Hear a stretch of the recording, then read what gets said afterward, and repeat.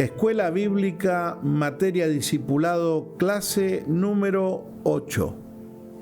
Buenos días, buenas tardes, buenas noches, según al horario que te estés conectando con nosotros en estas clases, que ya está la número 9, en este trabajo que estamos realizando de discipulado, que me parece que es importante para poder llegar a dar a conocer a Cristo a las personas. El trabajo que veníamos realizando era señalar el trabajo de los discipuladores, o sea, nosotros somos los que hemos entendido el mensaje de Cristo y lo trasladamos a las personas. Estuvimos hablando de algunos temas interesantes e importantes sobre las emociones y sobre las equivocaciones que a veces cometemos porque somos humanos. Hay algunas cosas que nosotros fallamos muchas veces los cristianos, y es decir cosas que no son del todo verdad. Pero nuestro entusiasmo, nuestro cariño por la gente, idealizamos ciertas cosas, como por ejemplo, venga a la iglesia, que en la iglesia hay gente maravillosa. Y eso es cierto, hay una gran parte de gente que viene, que quiere cambiar y relacionarse mejor, aprender de Dios, aprender de su palabra, aprender de la vida nueva en Cristo. Pero también es una puerta abierta donde viene mucha gente, y en esa mucha gente hay gente que no viene con un corazón, con una apertura para Dios, y bueno, le cuesta más que a otros, y hay procesos en las vidas, y a veces la gente viene y empieza a mirar a los congregantes y se desencanta. No es el mensaje de Cristo. Cristo nos envió a hablar de Él, nos envió a hablar del sacrificio expiatorio, nos envió a hablar de reconciliar a Dios con el hombre a través de la persona del Cordero inmolado, que es en una forma, vamos a decir, figurativa, Cristo. Cristo es la persona enviada por el Señor, encarnada en María, y que a través de ese sacrificio en la cruz podemos tener nosotros relación nuevamente con nuestro Señor y Dios Todopoderoso.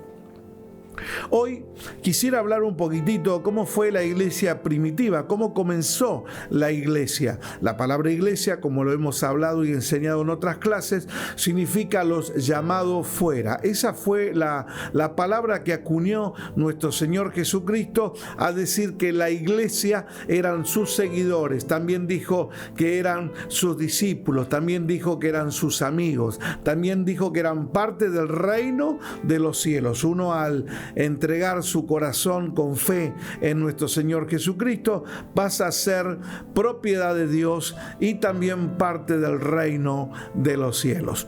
Así que uno de los trabajos importantes que comenzó a hacer la iglesia primitiva fue, por ejemplo, sus comienzos no tenían lugares de reunión. No se reunían. Recuérdense que no tenemos que olvidarnos, por ejemplo, que eran perseguidos, o sea que no podían estar libremente. Bueno, el domingo nos vamos a encontrar en la iglesia, si vamos a hacer las reuniones como hoy lo podemos hacer en gran parte de todo el mundo, donde cantamos, donde nos relacionamos y luego recibimos una palabra y también tenemos actividades. Tenemos que transportarnos a ese tiempo que la iglesia era perseguida. ¿Y perseguida por quién? Bueno, en gran parte por los romanos, pero también movilizado por los judíos que no habían creído que Jesucristo era el Mesías. Entonces los romanos perseguían a los cristianos porque se multiplicaban en forma exponencial. Cuando el apóstol Pablo deja de ser fariseo, que era una rama del judaísmo religioso, tiene un encuentro con el Señor Jesucristo, Dios lo aparta para que Él sea un heraldo, un mensajero, un apóstol para los que no eran judíos. La Biblia lo denomina gentiles, todas aquellas personas que no éramos judíos. Para el judaísmo nosotros somos gentiles. Hoy, bueno, cada país de habla hispana y el vocablo español, la palabra gentil le da diferentes apreciaciones y significancias. Pero para los judíos de aquel tiempo la palabra gentil era para todos los que no eran judíos.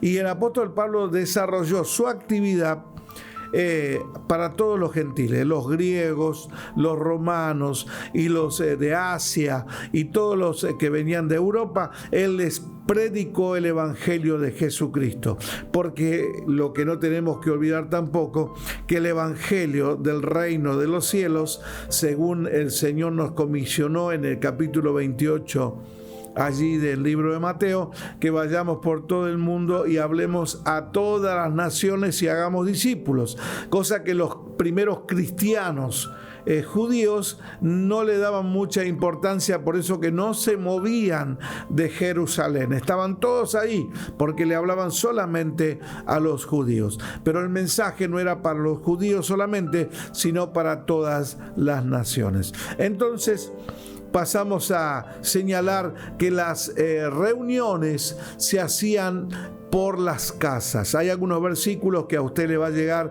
los que están haciendo el curso por PDF, y si usted quiere también los PDF y no está haciendo el curso, que se fue encontrando ahora con estos talleres, también se lo podemos facilitar, y ahí tenemos un poquitito más los versículos con más detenimiento, toda la cantidad de versículos que en estos breves minutos por obvias razones no puedo nombrarlos a todos, pero en el PDF ahí llega un listado mucho más grande de versículos. La iglesia primitiva, desde lo del año 33, por poner una fecha, que Cristo en la carne muere en la cruz y después resucita y se va al cielo, ahí comienza en actividad la iglesia de nuestro Señor Jesucristo, cuyos base prioritaria, los apóstoles pusieron el fundamento de esta doctrina que el Señor les encargó. A partir de ahí hasta el año 325, o sea, fueron 3 siglos, la iglesia no tenía lugar donde congregarse.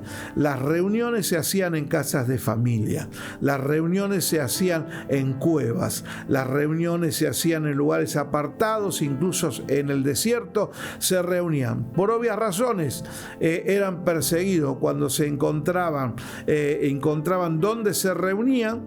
Entonces dice que los romanos iban y los dispersaban, y a muchos también los hacían apostatar de la fe. ¿Por qué los romanos perseguían con tanta insistencia? Bueno, porque los romanos, el emperador para los romanos era Dios, entonces le pedía esa adoración, esa inclinación y adoración y veneración, cosa que los cristianos decían solamente, y decimos, porque en este momento también para nosotros el único Dios Rey es nuestro Dios y nuestro Señor Jesucristo. Entonces eran perseguidos. Pero en el año 325 entra en escena un señor romano también, que fue emperador, y que fue Flavio Valerio Constantino.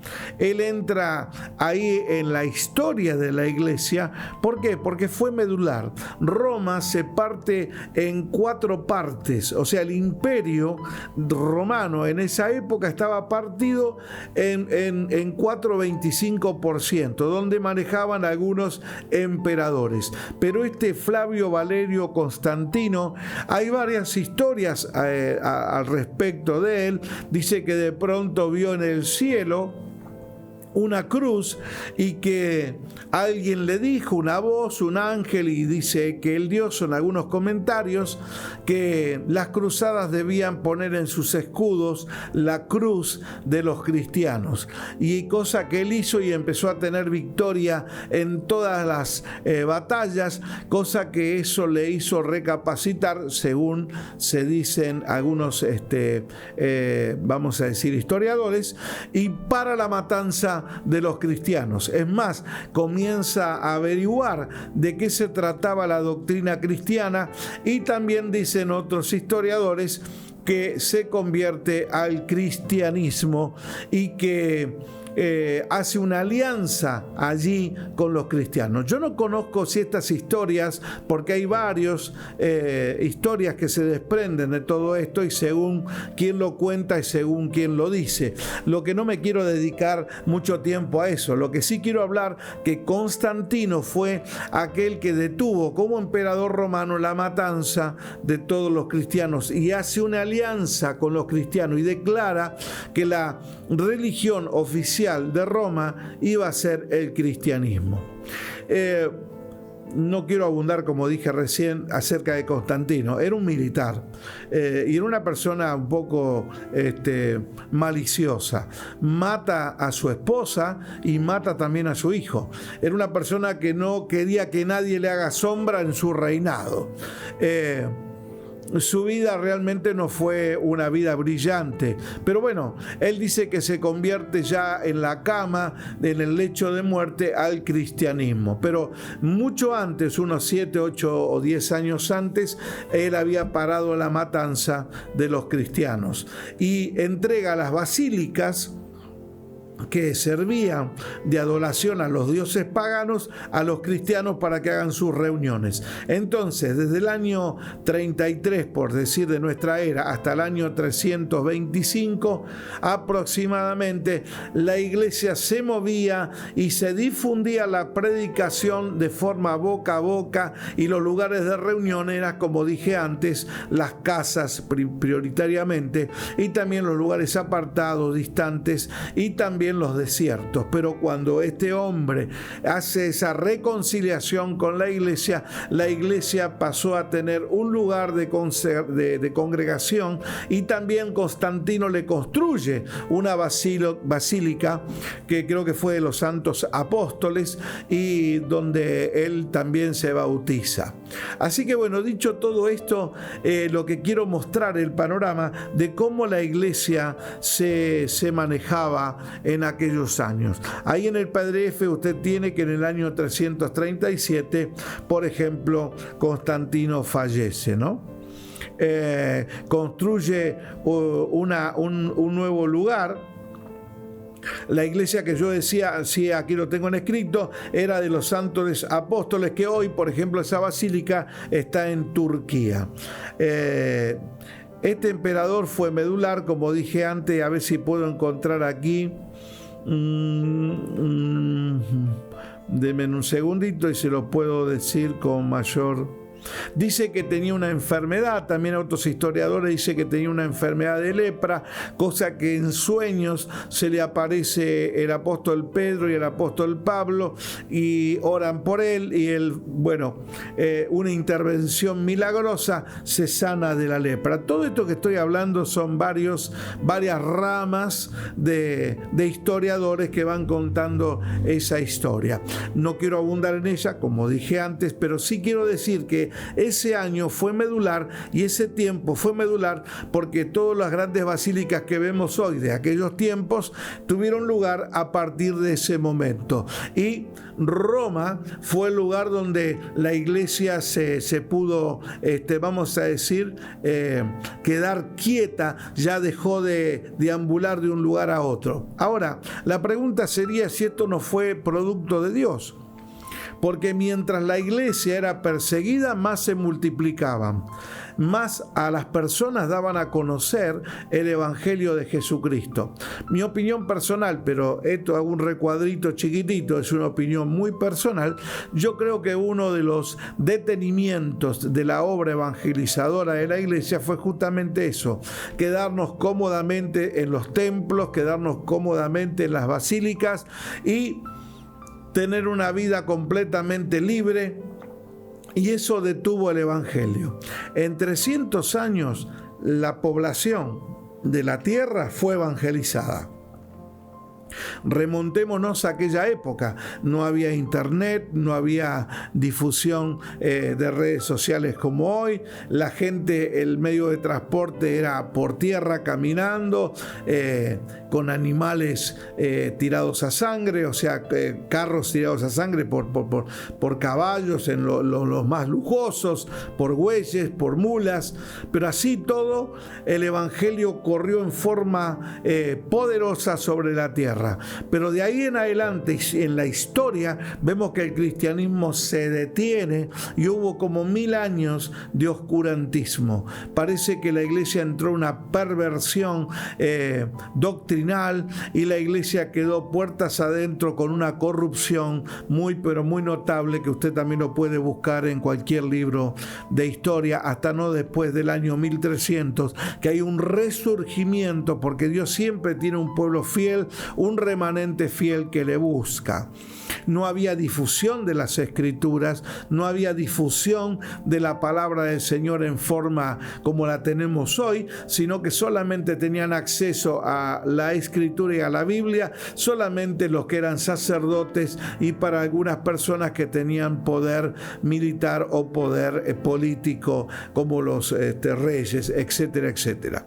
Bien, entonces vamos a mirar en las escrituras. Por ejemplo, voy a dejar algún versículo para poder ir leyendo allí. En 1 Corintios capítulo 16, versículo 19, el apóstol Pablo ahí habla un versículo y dice: las iglesias de Asia os saludan. Habla a la iglesia de Corintio, ¿no? Aquila y Priscila, con la iglesia que está en su casa, os saludan mucho en el Señor. Allí el apóstol Pablo utiliza esta expresión de saludo y dice que la iglesia que estaba en Asia os saluda. ¿Y dónde estaba la iglesia en Asia? En la casa de Aquila y Priscila. Hay otro versículo en Colosense, también capítulo 4, versículo 15. Saludad a los hermanos que están en la Odisea y a Ninfas y a la iglesia que está en su casa. Podemos ver en todas las epístolas del apóstol Pablo, Romanos capítulo 16, versículo 5, saludad también a la iglesia de su casa, saludad a Espeneto, amado mío, que es el primer fruto de Acaya para Cristo. Y ahí podemos ver en todos estos versículos, el apóstol Pablo saludaba a la iglesia. Si nos preguntamos cuáles eran los objetivos de las reuniones, bien podemos ver que la enseñanza y la doctrina de los apóstoles era lo primordial. ¿A qué se reunían? Bueno, se reunían a ver la doctrina apostólica. Se venían a escuchar la palabra dada en forma verbal, y los escritos comenzaron a ser difundidos y se pasaban de iglesia en iglesia los escritos de los apóstoles. Y también, ¿por qué no? Ya en ese tiempo ya estaban los 4 evangelios, y estaban algunos evangelios más que no llegaron a nuestras manos, de manos de los apóstoles. Se dice que hay varios escritos también que escribieron otros hombres y padres de la iglesia, pero ya empezaron a difundir los evangelios y también las historias apostólicas escritas por Lucas en el libro de Hechos. Entonces, las reuniones, ¿cómo eran? Bueno, se reunían y tenían en común también todas las cosas, dice también allí el libro de Hechos, y dice que partían el pan, comían unos con otros y también oraban y estudiaban las escrituras. Tenían, por ejemplo, conocimiento de lo que había sido el Viejo Testamento para nosotros, el Torá para los judíos, y sobre las profecías al respecto de Cristo. Lo que quiero decir es que las reuniones básicamente eran hechas en las casas. Partían el pan y eran parte de todas estas cosas de los primeros cristianos. Por ejemplo, Hechos capítulo 5, versículo 42 dice: y todos los días en el templo y por las casas no cesaban de enseñar y de predicar a Jesucristo. Nótese algo importante: enseñaban acerca de Jesucristo. No le decían: venga a la iglesia, que en esta iglesia gente bonita, buena, que lo hay, por supuesto, pero no es la médula. Venga a la iglesia que se va a sanar de sus enfermedades. Y claro que el Señor sana, claro que el Señor te libera. Venga a la iglesia que va a ser prosperado. Claro que uno es prosperado porque Dios nos bendice y las añadiduras de parte del Señor comienzan a ser derramadas en nosotros. Pero el mensaje medular de la iglesia de Cristo, los llamados afuera, era la doctrina de los apóstoles. Bien.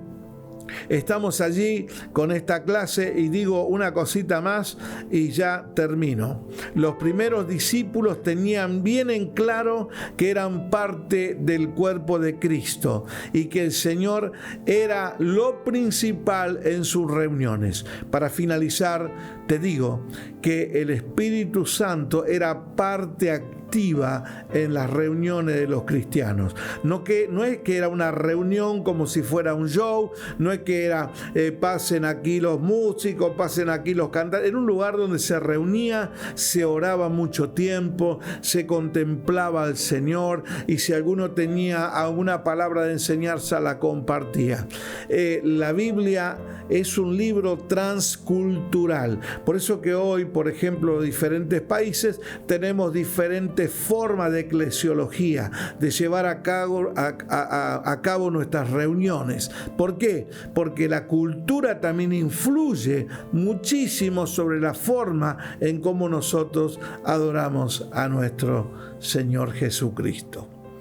Bien, hemos llegado al final de esta clase. Si esto te ha sido de bendición, te pedimos que lo puedas difundir y te puedas conectar, y si tenés alguna inquietud nos puedas dejar tu comentario, por supuesto, en nuestras redes. Te bendecimos, soy el pastor Jorge Chazarreta y te veo en la próxima clase.